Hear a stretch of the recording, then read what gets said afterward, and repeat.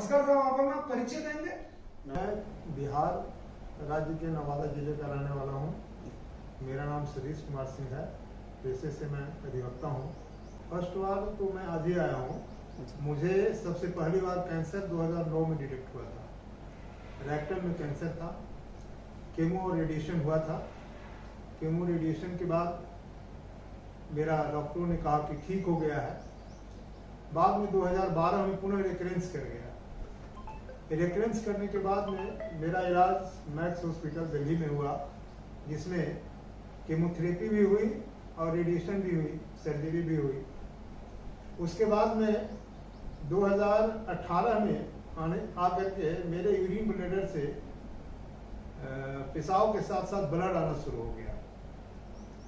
डॉक्टरों ने कहा कि ये रेडिएशन सिस्टेसिस के कारण हुआ है, जो रेडिएशन आपका हुआ है उसी का इफेक्ट है। उसका ट्रीटमेंट उन्होंने दिया।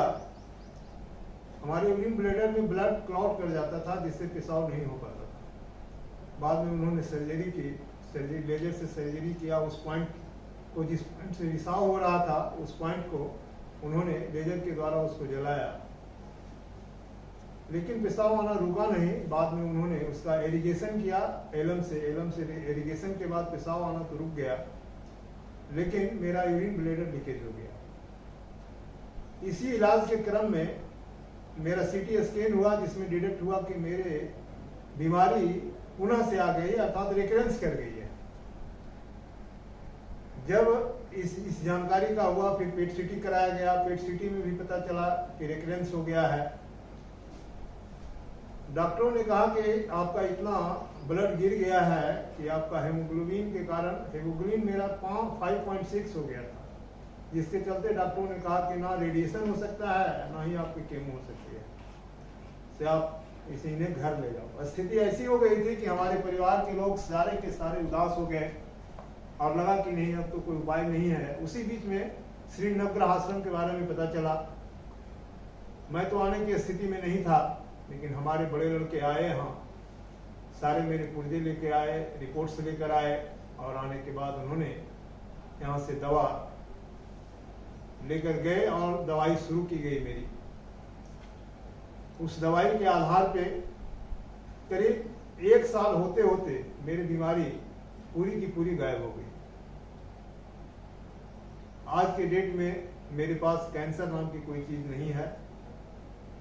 हाँ, इतना है कि इस नवग्रह आश्रम का मैं आभारी हूं, जिसके चलते आज मैं कैंसर से मुक्त हो गया हूं।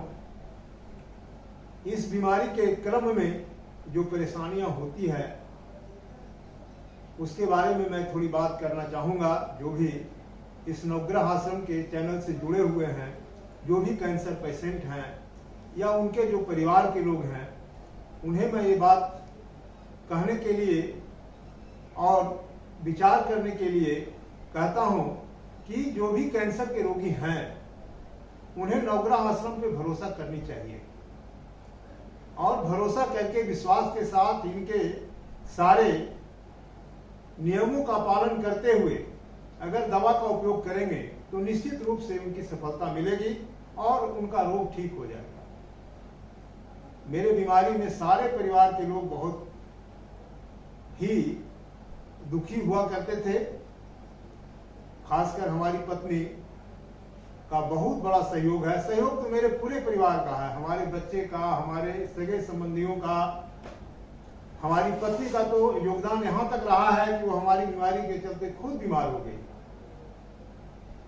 लेकिन फिर भी उन्होंने हमारा साथ नहीं दिया। मैं भी यही कैंसर रोगी के परिवार वालों को कहना चाहता हूं कि कैंसर रोगी को आप बल दें, उनके आत्मविश्वास को बढ़ाएं और उनकी अवहेलना न करें।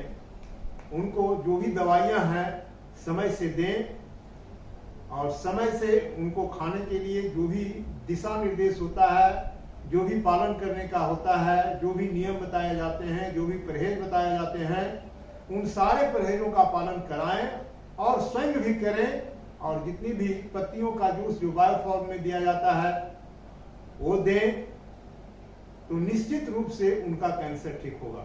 हम बहुत खुश हैं, बीमारी खत्म हो गई है। बहुत बहुत बधाई देता हूँ सर आपकी और आपके पूरे परिवार की समृद्धि के लिए कामना करता हूँ और आप प्रेम से रहें, अच्छे से रहें और खूब आनंद करें। धन्यवाद।